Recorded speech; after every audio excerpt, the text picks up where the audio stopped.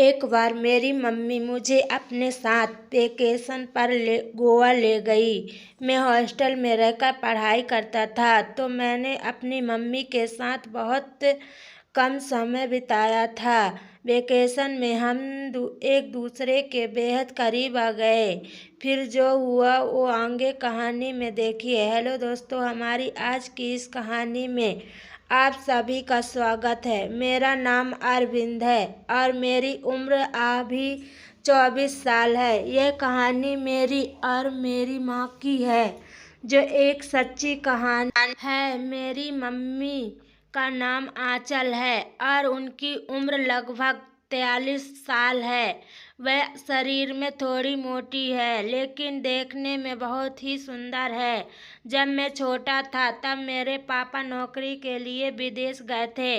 फिर उन्होंने वहीं शादी कर ली और अभी वापस नहीं आए। इस बात से मेरी मम्मी को काफ़ी दुख हुआ था, लेकिन धीरे धीरे वह संभल गई और मुझे पालने की सारी जिम्मेदारी मम्मी के ऊपर आ गई थी, तो वह अपने लिए जॉब ढूंढने लगी। कुछ दिन बाद मेरे अंकल ने मेरी मम्मी को एक जॉब बताई, जिसमें किसी बड़ी कंपनी में बॉस की सिक्योरिटी का काम था। पहले तो मम्मी ने मना किया, लेकिन मजबूरी थी तो मम्मी मान गई और नौकरी ज्वाइन कर ली। अब इसमें एकमात्र समस्या यह थी कि सिक्योरिटी होने के कारण माँ को हमेशा बॉस के साथ अंतर्राष्ट्रीय दौरे पर भी जाना पड़ता था और मैं अभी छोटा था। जब मम्मी अंतर्राष्ट्रीय दौरे पर जाती तो मुझे हमेशा अपने रिश्तेदारों के यहाँ छोड़ देती थी। मैंने अंततः घर के अधिक समय अपने रिश्तेदारों के साथ ही बिताया।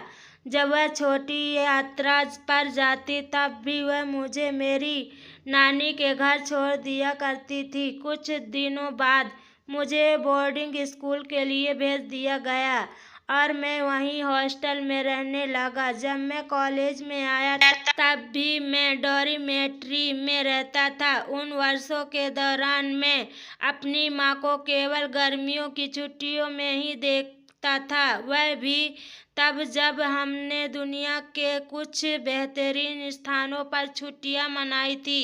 दुर्भाग्य से उनकी इस नौकरी के कारण यह अवसर आमतौर पर 4 या 5 दिनों से अधिक चलते थे।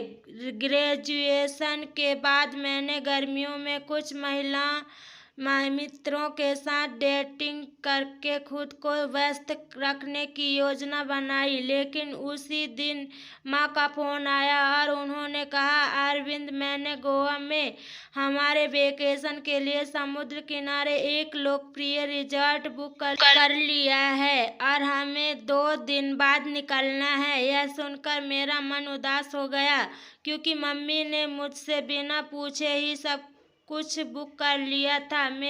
मेरा तो बनाया प्लान खराब हो गया, लेकिन एक खुशी भी थी कि कई दिनों बाद मम्मी के साथ समय बिताने का अवसर मिला था, इसलिए मैं सब कुछ भूलकर बहुत खुश हो गया। अगले दिन सुबह मैं डॉर्मेट्री से अपने घर के लिए निकल गया।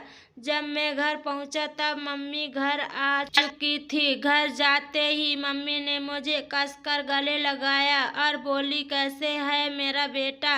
मैंने कहा, ठीक हूँ मम्मी, बस आपकी बहुत याद आती है। तभी मम्मी बोली, बेटा, इसलिए तो तेरे साथ वेकेशन पर जाने की योजना बनाई है, ताकि हम दोनों साथ में वक्त बिता सके। फिर हम दोनों ने खाना खाया और मम्मी ने कहा, अरविंद, अपनी पैकिंग कर लेना, हमें कल सुबह निकलना है। मैंने कहा, ठीक है मम्मी, और मैंने अपने कमरे में जाकर पैकिंग की और सो गया। अगले दिन सुबह हम दोनों गोवा के लिए निकल गए और दोपहर तक गोवा पहुंच गए। वहां पहुंचकर मैंने देखा तो मम्मी ने होटल न लेकर सीधा समुद्र तट पर एक छोटा सा आलीशान विला 5 रातों के लिए किराए पर ले लिया। वहां जाकर हम दोनों फ्रेश हुए गए और घूमने के लिए निकल गए। पूरे दिन हम बीच पर घूमे और कई गतिविधियों की। उसके बाद शाम को वापस अपने विला पर आ गए। विला पर आने के बाद मम्मी सीधी बाथरूम में गई और नहाकर आई। जब मम्मी नहाकर आई तो उन्होंने नीले रंग की एक नाइटी पहनी थी जिसमें वह बहुत खूबसूरत लग रही थी। फिर मैं भी नहाने चला गया और जब नहाकर वापस आया तो मैंने देखा कि मम्मी शैंपेन की बोतल खोल रही थी। यह देखकर मैं चौंक गया क्योंकि मैंने पहले कभी मम्मी को ऐसा करते हुए नहीं देखा था। मैंने पूछा, मम्मी आप क्या कर रही हैं? आप ड्रिंक कब से करने लगी? तब मम्मी ने कहा, बेटा चलती है कभी भी। जिस हिसाब से मम्मी पैक बना रही थी उसे देखकर लग रहा था जैसे मम्मी रोज पीती हो, और ऐसा हो भी सकता था क्योंकि मम्मी एक बहुत ही बड़ी कंपनी के मालिक की सेक्रेटरी थी, तो शायद उनके साथ पी भी सकती है। फिर मम्मी ने मुझे एक गिलास दिया तो मैंने मना कर दिया और मम्मी ने बोला, कुछ नहीं होता बेटा, वेकेशन एंजॉय करने आया है ना, तो एंजॉय कर वरना मैं नाराज हो जाऊंगी। मम्मी के इतना कहने पर मैंने पी भी ली। अब पहले कुछ दिन धूप सेकने और तैरने जैसी सामान्य गतिविधियों में बीत गए। समुद्र तट पर सैर करना, सूर्यास्त होते देखना, रात को सराय में खाना और शाम को वेकेशन विला की छत पर हाथ में ड्रिंक लेकर बैठे रहना, यही दिनचर्या थी हमारी। फिर माँ अचानक मेरे जीवन में काफ़ी दिलचस्पी लेने लगी और हम बात करने में काफ़ी समय बिताने लगे। उन्हें करीब से देखने पर मैं देख सकता था कि वे अभी भी अच्छी हालत में हैं। समुद्र तट पर बहुत सारे मर्द मेरी मम्मी को गुमराह करते थे लेकिन वे उन्हें नोटिस न करने का नाटक किया करती। अंतिम दिन हम अपने सनबेड और छतरी को समुद्र तट पर जल्दी छोड़कर अपने विला में आ गए। कपड़े बदल कर हम एक स्थानीय रिजॉर्ट की छत पर रात्रि भोजन करने चले गए। रिजॉर्ट में हमने एक मार्टिनी साथ सलाद, पिल्लो, बिस्तर और अन्य समुद्री भोजन के साथ हल्की फ्रेश व्हाइट वाइन के साथ शुरुआत की। रात के खाने के बाद हम रिजॉर्ट के बगल वाली सड़क पर पैदल चल पड़े। रंगीन भीड़ के बीच टहलते हुए बार और कैफेज में बज रहे संगीत को सुन पा रहे थे। मम्मी मेरा हाथ पकड़कर चल रही थी। तभी मैंने उनसे कहा, मम्मी आसपास के लोग क्या सोच रहे होंगे? तभी मम्मी ने कहा, सोचने दो, हमें क्या फर्क पड़ता है। उनकी इस बात को सुनकर मैं हैरान रह गया और सोचने लगा, आखिरकार मेरी मम्मी ऐसी बातें क्यों कर रही है। जब हम घर पहुंचे तो हम समुद्र के ऊपर सूर्यास्त का आनंद लेने के लिए छत पर बैठ गए। माँ ने अपने बैग से एक शैंपेन की बोतल निकाली और मुझे खोलने के लिए कहा। फिर उन्होंने पतले शैंपेन के गिलास में शैंपेन डालकर मुझे पकड़ाई। वह मेरे बगल में बैठ गई और अपने गिलास से मुझे पिलाने लगी और बोली, मेरा बेटा कितना बड़ा हो गया है। फिर यह मुझे सिर से पांव तक एक अलग नजरिए से देख रही थी। फिर कुछ देर में हम घर के अंदर आ गए। अंदर आकर माँ ने एक हल्के नीले रंग का गाउन पहन लिया और हम बैठकर चैंपियन के साथ साथ बातें करने लगे। उन्होंने अपने पैरों को मेरी तरफ वाली कुर्सी पर रख दिया। यह देखकर मुझे समझ नहीं आ रहा था कि मम्मी यह सब क्यों कर रही है। मुझे पहले तो घबराहट हो रही थी लेकिन थोड़ी सी चढ़ने के बाद मैंने उनकी और हिम्मत से ताकना शुरू किया तो मैंने देखा कि उनके चेहरे पर आज एक अलग सी भाव नजर आ रहा था। मेरा ऐसा घूरना और देखना उन्हें बिल्कुल भी परेशान नहीं कर रहा था। उन्होंने मुस्कुराते हुए पूछा, बेटा क्या तुम्हें मैं अच्छी लगती हूँ? मैंने कहा, हाँ मम्मी, बहुत थोड़ी देर में हम दोनों बेडरूम में आ गए, जहां मैंने अपनी माँ के अनुरोध पर कुछ सुगंधित मोमबत्तियां जलाई।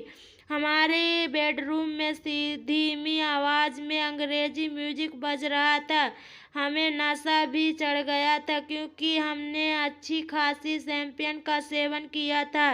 हम बेड पर लेटे हुए थे, तभी माँ ने कहा, मैंने आज बहुत अधिक धूप सेकी है, क्या तुम मेरी पीठ पर लोशन लगा दोगे? मैंने कहा, हाँ मम्मी जरूर। उन्होंने मेरे सामने अपना पैर रखा और मेरे हाथ में लोशन लेकर उनके पैरों पर लगाने लगा। तभी उन्होंने बिना किसी झिझक के मुझसे पूछा, अच्छा बेटा बताओ, मेरे बारे में तुम्हारा क्या कहना है?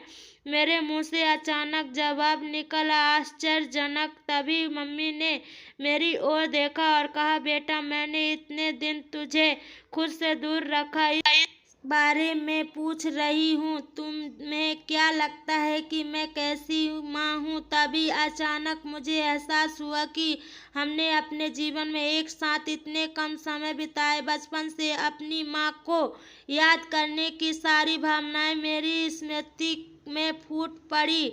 मेरी आंखों में आंसुओं की धारा बहने लगी।